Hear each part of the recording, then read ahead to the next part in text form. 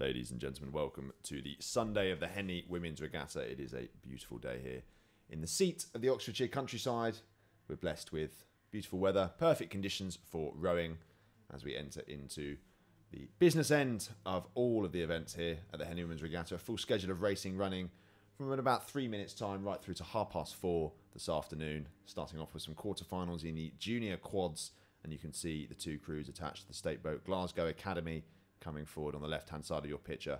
Up against Marlow on the Berkshire station, two crews have looked pretty tasty so far.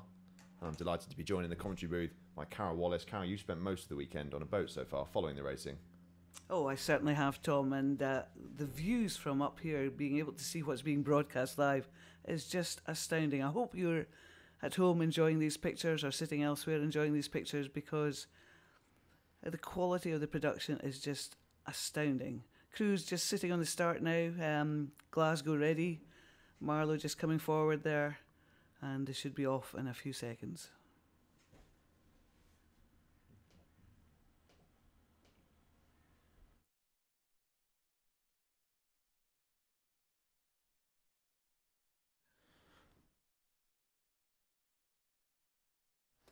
So we are off, we are underway in the first race on the Sunday of the Henley Women's Regatta, our last day here, and it's Marlow there in shot, taking the rate up and moving the boat out of the state boats, contesting against Glasgow Academy. And I have to say there, Carol, Marlow have had a flying start. That was an astounding start. Look at that differential already. That's almost a length. Bit of steering issues there for Glasgow. They're straightening up again. But what a start from Marlow. That is where you want to be off this start to the Henley course. You just want to have that advantage so you can control the race somewhat. Well, a deceptively difficult start to actually negotiate, coming out of Temple Island and leaving behind the shelter that it provides you from the wind that comes across. But I have to say, here at Henley Women's Regatta, pretty much perfect conditions, so the crew shouldn't really have any excuse for steering deviance. But there we go. Look at that. Marlow nearly 3 lengths up already. And that is a very fine quad. Oh, it's beautiful. Look at that precision. Look at the timing. They are just so together, just moving beautifully together. And taking nothing away from Glasgow, they are doing exactly the same thing. Glasgow being followed by their coach in the launch, Mary Massaro. She'll be watching them with great interest. But that is a class act from Marlow there. Look at them. Look at those blades in and out. Just so precise, so neat, so tidy. And look at the cover they're getting. The distance between the puddles is just astonishing. Well, the drone coverage is a double-edged sword. If you're not rowing well, there's no hiding. But if you are rowing well, it really does show up and reflect on our coverage. And we can just see Marlow making their way past our static commentary point here, just in front of the barrier. And I have to say, I think they might have stepped on from their bronze medal at national schools. They look like a sharper, more cohesive unit now on the gorgeous waters of Henley coming down the course. Just passing the barrier there with a couple of lengths on Glasgow. They've got full control of this first quarter-final of the junior quads. This is, as Tom said, first quarter-final. These are two very fine quads. And Marlow, with that blistering start, have pulled themselves out in front. And I think maybe that was their race plan, just to get out in front, because you wouldn't want to be level with this Glasgow quad, because you just don't know what they're going to do further down the course. But both these quads sculling these boats beautifully. Look at them as they go past us, just so together. The power going off these junior crews is something else to behold as well. You know, I've seen some university crews that would be put to shame by this expertise in these boats. Well, I have to say, I watched Headington last year make the final of senior quad. So the best of the juniors can mix it with the best of the seniors. And Marlow, I don't think, would look out of place in a senior event. But as they are strutting their stuff in the junior event here, and just looking at the way they sort of took that race on there, Carol, how important is the start of Henley Women's in a match racing environment? It's all to do with the psychology, isn't it? You want to get your noses in front just off the start. You need a good start. You can't hang back, because once the other crew's in front, coming back is a very, very hard thing to do, especially at Henley, because you know, if you are behind, it takes a very, very sort of strong psychological background to be able to pull yourselves in front. It's quite easy to let the heads go down, but some crews like coming from behind. They know that they're stronger in the second third of the race, or the sort of middle of the race. They know that's where their strength is. They may know that they don't have a very good start, but just working the power in the middle of the course. But this is Marlow still leading by, about a length and a half. They haven't increased their lead. Glasgow are still in there fighting with them. But what a crew from Marlow. This is very impressive. Well, I think with 3 races, certainly another race to come for the Marlow quad, I imagine they're probably just taking their foot off the gas a little bit and enjoying the scull down the Henley course, because they know, barring any late disaster, that they're going to be progressing through to the semi-finals later on today. And perhaps we can turn our attention back to the start. I can just see that the next race, 3:02, another quarter-final of the junior quads, is about to get underway between Latimer and Sir William Perkins A. There we go, we can just see the split screen there. Marlow and Glasgow making their way down the course. But what an exhibition of sculling to open up the day. Well, we've had one exhibition. We've got 4 quarter-finals to come. I think they're all going to be good, Tom. Yeah, well, Latimer, I'm just looking at the draw in front of me. Latimer with 2 crews out of the 8 represented. So they make up 25% of what we're going to see here in the quarterfinals of the junior quad. So impressive depth from those girls. But can they put 2 quads through to the semi-finals? I think that might be a challenge. Too far, but we'll see. This Latimer A crew, a pretty tidy unit, silver medalists at the National Schools Regatta and winners in a record time at the Schools Head of the River in March. So they know exactly what they're doing, and they're coming up against a unit from Sir William Perkins, who raced well yesterday, had a pretty good race in their heat and managed to progress through to the quarterfinals. But I think the challenge there on the left-hand side of your picture, you can see Sir William Perkins. The challenge might be too great for them against the Latimer quad, who probably considered one of the favourites for this event.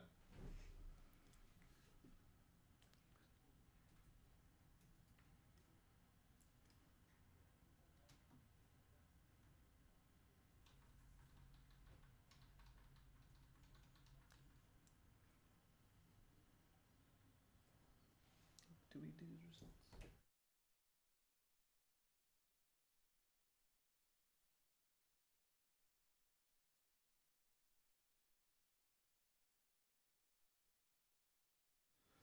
So our second race underway, and it's another quarter-final of the junior quads between Latimer Upper School on the bottom of your picture there, just coming out in there with their blue blades, yellow shell up against Sir William Perkins on the Buckinghamshire station. You can just see the crews leaving the start. Latimer having some real trouble with their steering there.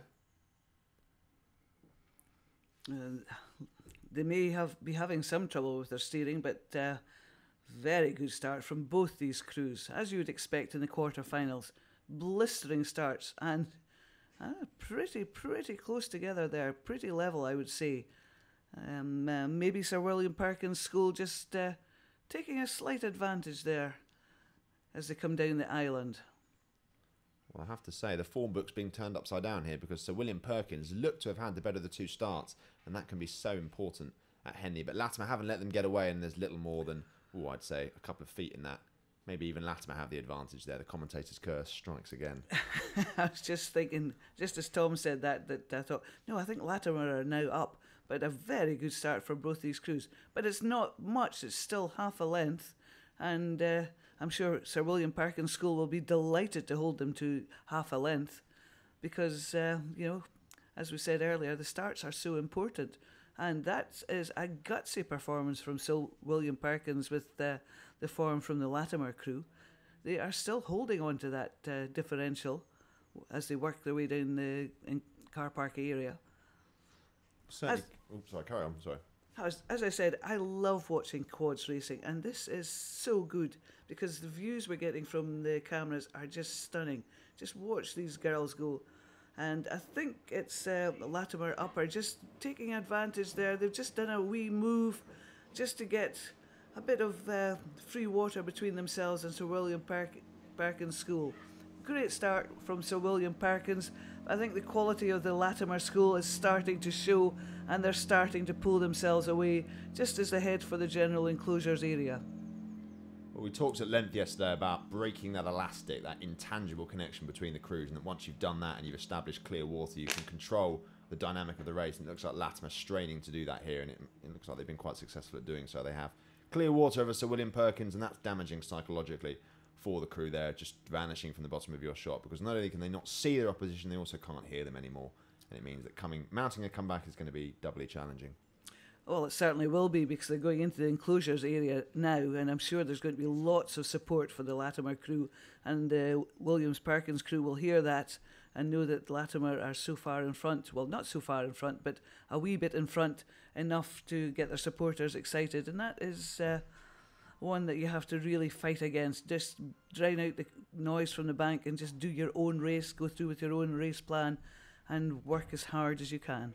But a lovely performance from that Latimer crew there, just as they go away from us, out of shot. But they are just motoring on.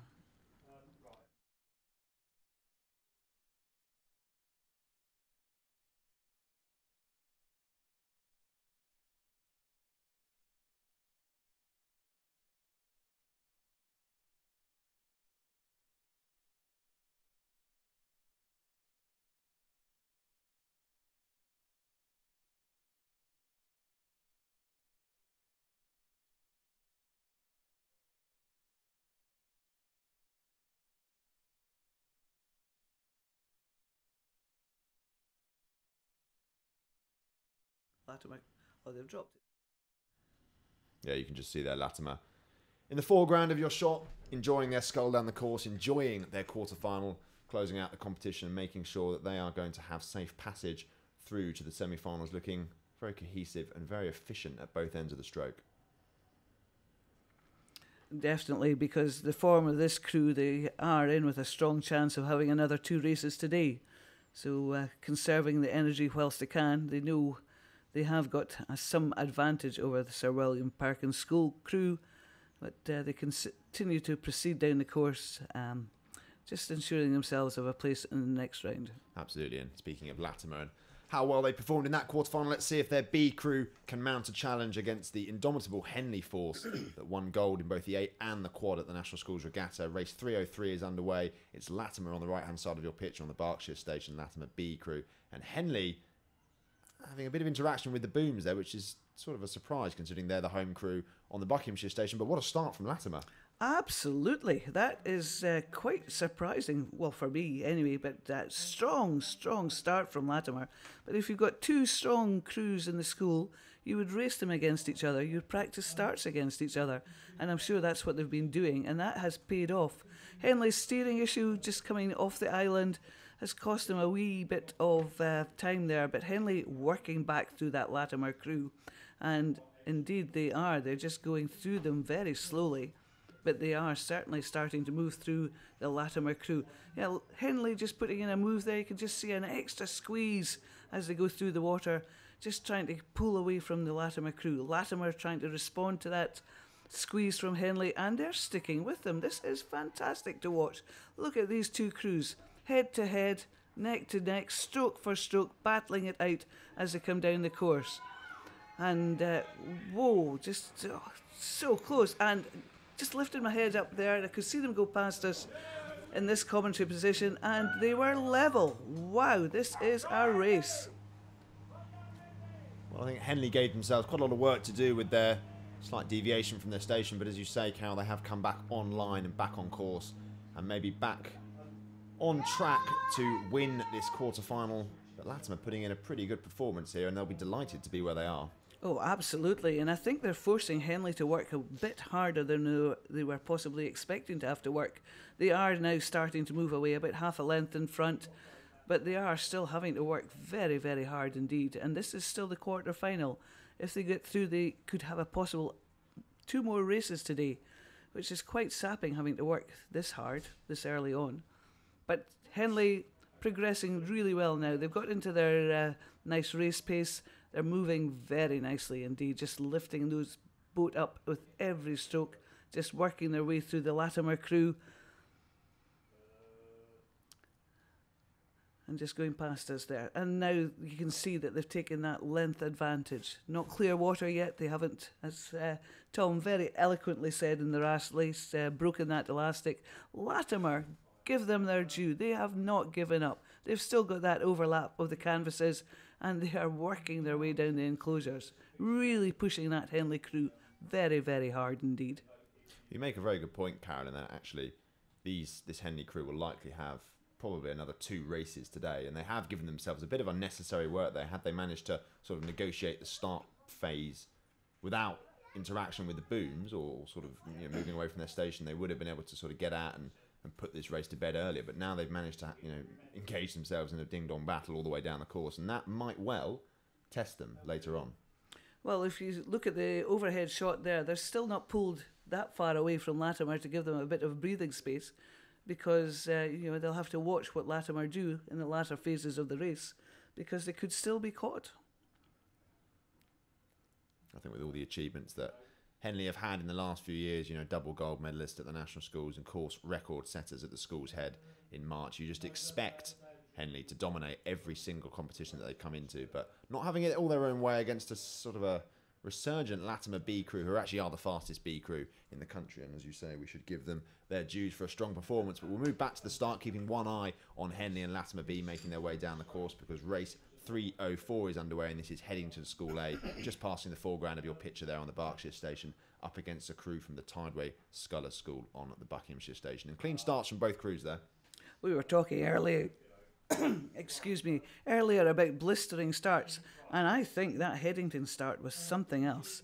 They seemed to squeeze past the camera up at the start there, some distance in front of the Tideway Scullers crew, and Tideway Scullers now seem to be coming back. They've just got into their stride. Look at these ratings. These are quite high ratings this early in the race,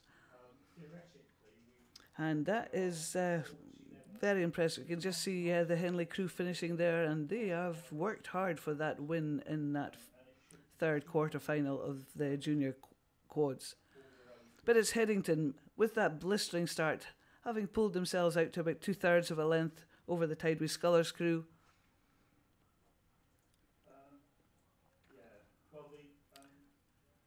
In fact, looking above, it's not 2/3 of a length. That Tideway Scullers crew is just starting to come back in Headington, and Headington, yet again, are going to have to work really hard to hold on to that lead. Yeah, this Headington quad, obviously the best Ryan Domain could put together this year. He's had a tough season with the girls from Oxford. They haven't managed to beat Henley in open competition at all, and obviously were only managing to secure the silver medal at the National Schools Regatta, which was not what they were looking for, not what a rowing dynasty looks for in their output. But Headington here putting in a pretty good show, trying to make sure that they keep the close attentions of Tideway Scullers to no more than a tickle of their stern. And as those two crews come down, Headington being warned there. Headington being warned, because they've certainly moved over into the middle of the river. Tideway Scullers still keeping in touch. There's still overlap between these two boats, and I think Headington, yet again, is another crew having to be being forced to work harder than they are possibly expecting to work in this quarter final. But Tideway Scullers, it's half a length now from the above shot, just behind Headington. Headington working as they come into the enclosure area, just having to work that bit harder, possibly, than they were expecting to. But great performance from Tideway Scullers there. Look at them go. They are not giving up. They are really pushing this Headington crew as far as they can. Well, we so often wax lyrical about the impressive nature of Headington's programme, but this Tideway Scullers School crew were winners at the Met Regatta in junior quads and actually finished fourth without their star athlete at the national schools. So with her reintegrated into the fold, it will be very interesting to see if they can mount a late challenge in the second half of this race. They've given themselves a lot of work to do, but they are still in contact with Headington, and Headington may be a little flustered because they are currently occupying the middle ground of what I'd consider the dead man, sort of no man's land in the middle of the course. Indeed. It's looking from this angle from the screen in front of you, it looks as though Tideway Scullers are just starting to come back on this Headington crew, and this is going to be a tight battle for the finish there. Look at these. Headington look as though they've just lifted it there, just trying to pull themselves apart from this Tideway Scullers crew, but that Tideway Scullers crew have got their race plan in their brains, and they are just executing it as well as they can. These two crews, what a race they are having. I think I would stick my neck on the line and say this is the best race we've seen so far this morning.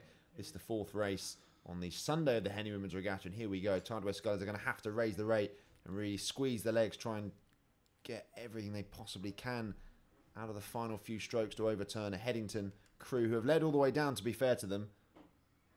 Can they hold on in the final 200 metres? Well, Headington had the blistering start, but Tideways Scullers have stuck with their game plan and just are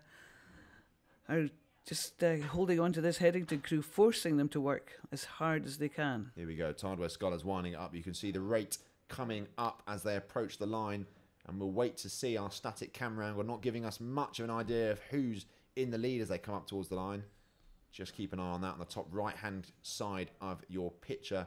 Tideways Scullers and Headington closing out the last quarter-final of the junior quads, and we're underway in race 305, our first quarter-final of the junior doubles, contested between Molesey on the Berkshire station and Shiplake College on the Buckinghamshire station. And there we go, Carol, the finish line for the Headington Tideways Scullers School contest. That was too close to call from my perspective. Well, I'm sorry for the doubles, because I couldn't take my eyes off the Headington Tideways Scullers race there, because it was just so fascinating, and I couldn't call that one. That's certainly one for the Finnish judges, but these girls have had a race. Very, very hard race for both crews, so whoever got through, many congratulations. Yeah, we'll just wait for some confirmed results. When we get those through, we will share them with you, but we're looking at